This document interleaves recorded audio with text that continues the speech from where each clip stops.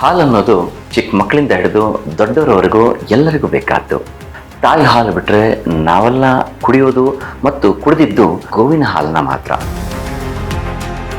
ಒಂದು ಅರ್ಥದಲ್ಲಿ ಹೇಳಬೇಕಂದ್ರೆ ಹಾಲಿಲ್ಲ ಅಂದರೆ ಈ ಭೂಮಿ ಮೇಲೆ ಮನುಷ್ಯನ ಅಸ್ತಿತ್ವವೇ ಇರ್ತಿರ್ಲಿಲ್ಲ. ನಾವು ದಿನ ಸೇವಿಸೋ ಆಹಾರದಲ್ಲಿ ಎರಡು ಭಾಗ ಇದೆ. ಒಂದು ರಕ್ತಕ್ಕೆ ಬೇಕಾಗೋ ಶಕ್ತಿ, ಇನ್ನೊಂದು ಮೆದುಳಿಗೆ ಬೇಕಾಗೋ ಖನಿಜ ಸತ್ವಗಳು. ಈ ಎರಡನ್ನು ಹೊಂದಿರೋ ಜಗತ್ತಿನ ಏಕೈಕ ಪೇಯ ದೇಶಿ ಗೋವಿನ ಹಾಲು. ಈ ಹಾಲು ಎಲ್ಲ ಖನಿಜ ಸತ್ವಗಳನ್ನು ಹೊಂದಿದ್ದು ರಕ್ತಕ್ಕೆ ಬೇಕಾಗೋ ಶಕ್ತಿಯನ್ನು ಗ್ಲೂಕೋಸ್ ಮೂಲಕ ಒದಗಿಸುತ್ತೆ.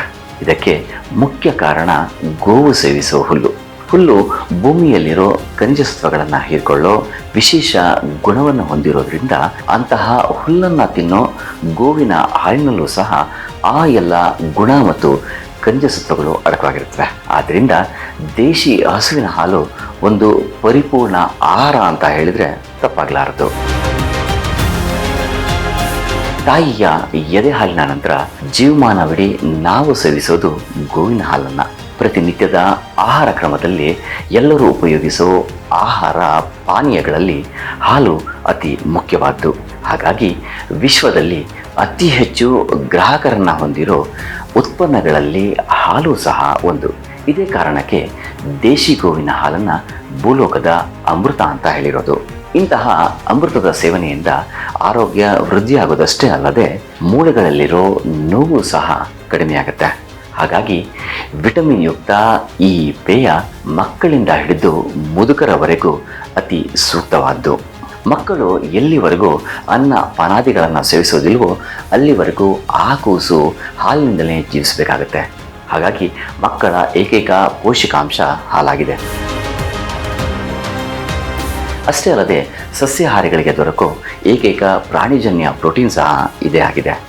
ಇತ್ತೀಚಿನ ಒಂದು ಸಂಶೋಧನೆಯ ಪ್ರಕಾರ ಬೆಳೆಯುವ ಮಕ್ಕಳು ಕ್ಯಾಲ್ಶಿಯಂನ ತಮ್ಮ ಆಹಾರದಲ್ಲಿ ಸೇವಿಸದೇ ಇದ್ದರೆ ಮುಂದೆ ಮೂಳೆಗಳಲ್ಲಿ ಕ್ಯಾಲ್ಶಿಯಂ ಕೊರತೆ ಹಾಗೂ ಸಂಧಿವಾದಂತಹ ಸಮಸ್ಯೆಗಳಿಗೆ ಬೇಗನೆ ತುತ್ತಾಗಬೇಕಾಗುತ್ತೆ. ಆದರೆ ಹಾಲಿನಲ್ಲಿ ಫಾಸ್ಫರಸ್ ಅಂಶ ಇದ್ದು ಇದು ಗಟ್ಟಿಮುಟ್ಟಾದ ಮೂಳೆಯನ್ನು ಹೊಂದೋಕೆ ಅತಿ ಸಹಕಾರಿಯಾಗಿದೆ. ಆದ್ದರಿಂದಲೇ ನಮ್ಮ ಪೂರ್ವಜರು ಹಾಲಿಗೆ ಬಾಲಜೀವನ ಅಂತ ಹೆಸರಿಟ್ಟಿದ್ದು. ಹಾಲಿನಷ್ಟು ಅತ್ಯುತ್ತಮ, ಸಂತುಲಿತ ಮತ್ತು ಸಾತ್ವಿಕ ಹಾಗೂ ಆರೋಗ್ಯವರ್ಧಕ ಆಹಾರ ಭೂಲೋಕದಲ್ಲಿ ಇನ್ನೊಂದಿಲ್ಲ. ಹೀಗಾಗಿಯೇ ಹಾಲು ಎಲ್ಲ ಜೀವಿಗಳ ಜೀವನಾಧಾರವಾಗಿರೋದು. ಮತ್ತೊಂದು ವೈಶಿಷ್ಟ್ಯ ಅಂದರೆ ಯಾವುದೇ ಪ್ರಾಣಿಯ ಹಾಲಿನಲ್ಲಿ ಸ್ವರ್ಣದ ಅಂಶ ಇರೋದಿಲ್ಲ. ಆದರೆ ಗೋವಿನ ಹಾಲಿನಲ್ಲಿ ಮಾತ್ರ ಸ್ವರ್ಣದ ಅಂಶ ಸಾಕಷ್ಟು ಕಂಡುಬರುತ್ತೆ. ಇದಕ್ಕೆ ಇರಬೇಕು ಹಾಲು ಎಲ್ಲಿದೆಯೋ ಅಲ್ಲಿ ಬುದ್ಧಿ, ಬುದ್ಧಿ ಎಲ್ಲಿದೆಯೋ ಅಲ್ಲಿ ಜಯ ಇದೆ ಅಂತ ಮನು ಹೇಳಿರೋದು. ಪ್ರಾಚೀನ ವೈದ್ಯಕೀಯ ಪಿತಾಮಹರಾದ ಬಾಗ್ಭಟ್ರು ಹಾಲಿನ ಮಹಿಮೆಯ ಬಗ್ಗೆ ಹೇಳುವಾಗ ಅದರಿಂದ ವಾಸಿಯಾಗೋ ಕಾಯಿಲೆಗಳ ಪಟ್ಟಿಯನ್ನೇ ಕೊಟ್ಟಿದ್ದಾರೆ. ಹಾಗೆ ದೇಹದ ಶಕ್ತಿಗೆ ಮತ್ತು ರಾಸಲೀಲೆಗೆ ಹಾಲು ಹೆಚ್ಚು ಸ್ಫೂರ್ತಿ ಮತ್ತು ಶಕ್ತಿದಾಯಕ ಅಂತಲೂ ಸಹ ಹೇಳಿದ್ದಾರೆ. ಅಷ್ಟೇ ಅಲ್ಲದೆ ಇತ್ತೀಚಿನ ವೈದ್ಯಕೀಯ ವಿಜ್ಞಾನ ಸಹ ಹಾಲಿಗೆ ಹೆಚ್ಚು ಪ್ರಾಶಸ್ತ್ಯವನ್ನು ನೀಡಿ ಹಾಲು ಮನುಷ್ಯನ ಜೀವನಕ್ಕೆ ಅತಿ ಅವಶ್ಯಕವಾದ ಒಂದು ಪೇಯ ಅನ್ನೋದನ್ನು ದೃಢೀಕರಿಸಿದ್ದಾರೆ. ಮುಖ್ಯವಾಗಿ ಹೃದ್ರೋಗಿಗಳಿಗೆ ಹಾಲು ಕವಚ ಇದ್ದಂತೆ. ಕಾರಣ ಅದರಲ್ಲಿ ಅಗತ್ಯವಾದ ಸುವರ್ಣದ ಅಂಶ ಇದೆ. ಹಾಗೆ ದೇಶಿ ಗೋವಿನ ಹಾಲಿನಿಂದ ಜೀರ್ಣಕ್ರಿಯೆ ಸುಲಭ ಆಗುತ್ತೆ. ರಾತ್ರಿ ಮಲಗೋ ಟೈಮಲ್ಲಿ ಬಿಸಿಯಾದ ದೇಶಿ ಗೋವಿನ ಹಾಲಿನ ಜೊತೆ 1 ಚಮಚ ತುಪ್ಪನ ಹಾಕ್ಕೊಂಡು ಕುಡಿಯೋದ್ರಿಂದ ದೇಹ ಆರೋಗ್ಯವಾಗಿರುತ್ತೆ. ಅದರಲ್ಲೂ ಜ್ವರ ಬಂದಾಗ ಹಾಲನ್ನು ಸೇವಿಸೋದ್ರಿಂದ ದೇಹದ ಆರೋಗ್ಯ ಇನ್ನಷ್ಟು ಸುಧಾರಿಸುತ್ತೆ.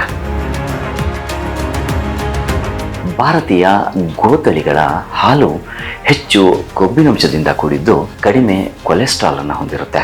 ಇದಕ್ಕೆ ಮುಖ್ಯ ಕಾರಣ ಅವುಗಳ ಬೆನ್ನಿನ ಡುಬ್ಬದಲ್ಲಿರೋ ಸೂರ್ಯಕೇತು ನಾಡಿ. ಇದು ಸೂರ್ಯನ ಕಿರಣವನ್ನು ಆಂಟೆನಾದ ರೀತಿ ಹೀರ್ಕೊಂಡು ಅದರಲ್ಲಿನ ಅಂಶವನ್ನು ಅದರ ಉತ್ಪನ್ನಗಳಾದ ಗೋಮೂತ್ರ, ಗೋಮಯ ಮತ್ತು ಹಾಲಿನ ಮೂಲಕ ಹೊರಹಾಕುತ್ತೆ.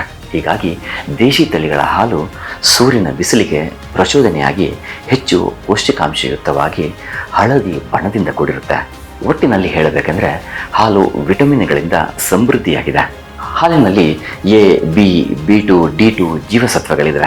8 ವಿಧವಾದ ಸಸಾರಜನಕ ವಸ್ತುಗಳು, 10 ರೀತಿಯ ಅಮೈನೋ ಆಮ್ಲಗಳು, 11 ರೀತಿಯ ಸ್ನಿಗ್ಧ ಆಮ್ಲಗಳು, 8 ಬಗೆಯ ಜೀವಾಣುರಹಿತ ಕಣ್ವಗಳು ಮತ್ತು ಅಧಿಕ ಪ್ರಮಾಣದ ಕೆರೋಟಿನ್ ಇದೆ.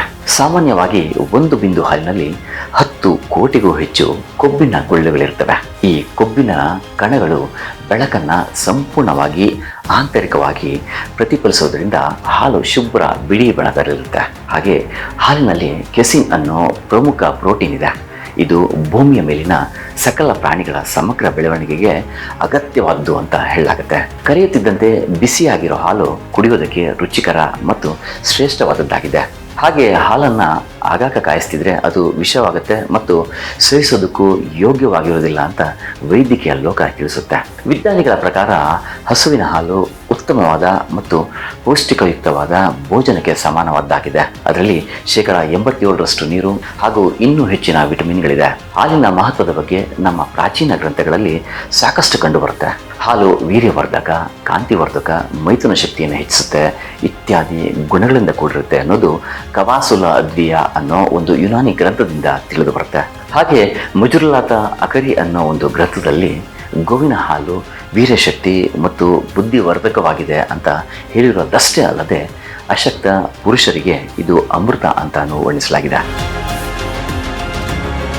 ಭಾರತೀಯ ಗೋತಳಿಗಳು ವಿದೇಶಿ ತಳಿಗಳಿಗಿಂತ ಹೆಚ್ಚಿನ ಹಾಲನ್ನು ನೀಡುತ್ತವೆ. ಗುಜರಾತ್ನ ಗೀರ್, ಪಂಜಾಬ್ನ ಸಾಯಿವಾಲ್ ಜಗತ್ತಿನಲ್ಲೇ ಅತಿ ಹೆಚ್ಚು ಹಾಲನ್ನು ನೀಡೋ ಗೋವಿನ ತಳಿಗಳು. ದೇಶಿ ತಳಿಗಳ ಹಾಲು ವಿದೇಶಿ ತಳಿಗಳು ನೀಡೋ ಹಾಲಿನ ಗುಣಮಟ್ಟಕ್ಕಿಂತ ಉತ್ಕೃಷ್ಟವಾಗಿರುತ್ತೆ ಅಂತ ರಾಷ್ಟ್ರೀಯ ಜಾನುವಾರು ವಂಶವಾಹಿ ಸಂಪನ್ಮೂಲಗಳ ಇಲಾಖೆಯ ಒಂದು ಸಮೀಕ್ಷೆ ದೃಢಪಡಿಸಿದೆ. ಇದಕ್ಕೆ ಮುಖ್ಯ ಕಾರಣ ಅವುಗಳಲ್ಲಿನ ಅಲೀಲ್ ಜೀನ್. ಇದು ಭಾರತೀಯ ತಳಿಗಳಲ್ಲಿ 100% ಇದ್ದರೆ ವಿದೇಶಿ ತಳಿಗಳಲ್ಲಿ ಹೆಚ್ಚಂದರೆ 60% ಮಾತ್ರ ಇರುತ್ತೆ. ಹೀಗೆ ದೇಶಿ ಗೋವಿನ ಹಾಲು ಮತ್ತು ಅದರಿಂದ ಮಾಡಿದ ತುಪ್ಪದ ಮಹತ್ವ ಇತ್ತೀಚಿನ ದಿನಗಳಲ್ಲಿ ಜನಸಾಮಾನ್ಯರ ಗಮನಕ್ಕೂ ಬರ್ತಿದೆ. ಹೀಗಾಗಿ ಅವುಗಳಿಗೆ ಎಲ್ಲಿಲ್ಲದ ಬೇಡಿಕೆ ಸೃಷ್ಟಿಯಾಗ್ತಿದೆ. ಎಷ್ಟು ಬೇಡಿಕೆ ಅಂದರೆ ಮಾರುಕಟ್ಟೆಯಲ್ಲಿ ಸಿಗೋ ಹಾಲಿಗಿಂತ 10 ಪಟ್ಟು ಜಾಸ್ತಿ ಬೆಲೆಗೆ ಕಾಳಸಂತೆಯಲ್ಲಿ ಸೇಲಾಗ್ತಿದೆ.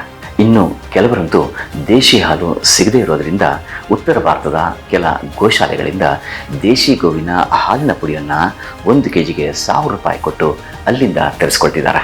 ರಾಜಸ್ಥಾನದ ವೆಟರ್ನರಿ ಡಿಪಾರ್ಟ್ಮೆಂಟ್ನ ಡೈರೆಕ್ಟರ್ ಆಗಿದ್ದ ಡಾಕ್ಟರ್ ಭಂಡಾರಿ ಅವರು ಹೇಳೋ ಪ್ರಕಾರ ದೇಶಿ ಹಸುವಿನ ಹೊಟ್ಟೆಯಲ್ಲಿರೋ ವಿಶಿಷ್ಟ ಬ್ಯಾಕ್ಟೀರಿಯಾಗಳಿಂದ ಅದರ ಹಾಲು ಮನುಷ್ಯನಿಗೆ ಹೊಂದುವಂತಹ ಸತ್ವ ಗುಣಗಳಿಂದ ಕೂಡಿರುತ್ತೆ. ಇನ್ನು ಎಮ್ಮೆ ಹಾಲು ಸ್ವಲ್ಪ ಮಂದವಾಗಿರುತ್ತಂತೆ. ದೇಶಿ ಹಸುವಿನ ಹಾಲನ್ನು ಕುಡಿಯೋದ್ರಿಂದ ಬುದ್ಧಿಶಕ್ತಿ, ಚುರುಕುತನ ಮತ್ತು ಸೌಮ್ಯ ಗುಣ ಹೆಚ್ಚಾಗುತ್ತಂತೆ. ಇಂತಹ ಅಮೃತ ಸಮಾನ ಹಾಲಿನ ಉಪಯೋಗದ ಒಂದಷ್ಟು ವಿಷಯಗಳನ್ನು ಮುಂದಿನ ಎಪಿಸೋಡ್ನಲ್ಲಿ ನಿಮ್ಮೊಂದಿಗೆ ಹಂಚಿಕೊಳ್ತೀನಿ. ಅಲ್ಲಿವರೆಗೂ ನಮಸ್ಕಾರ. ಗೋವು ಹಾಗೂ ಗೋವಿನ ಉತ್ಪನ್ನಗಳ ಇನ್ನಷ್ಟು ಮಾಹಿತಿ ಬೇಕಾದರೆ ನಮ್ಮ ಗೋಲೋಕ ಯೂಟ್ಯೂಬ್ ಚಾನಲ್ನ ಸಬ್ಸ್ಕ್ರೈಬ್ ಮಾಡಿ, ಹಾಗೆ ಕೆಳಗೆ ಕಾಣಿಸೋ ಬೆಲ್ ಐಕಾನ್ನ ಕ್ಲಿಕ್ ಮಾಡಿ. ಇದರೊಂದಿಗೆ ನಮ್ಮ ಫೇಸ್ಬುಕ್ ಮತ್ತು ವಾಟ್ಸಪ್ ಪೇಜನ್ನು ಫಾಲೋ ಮಾಡಿ.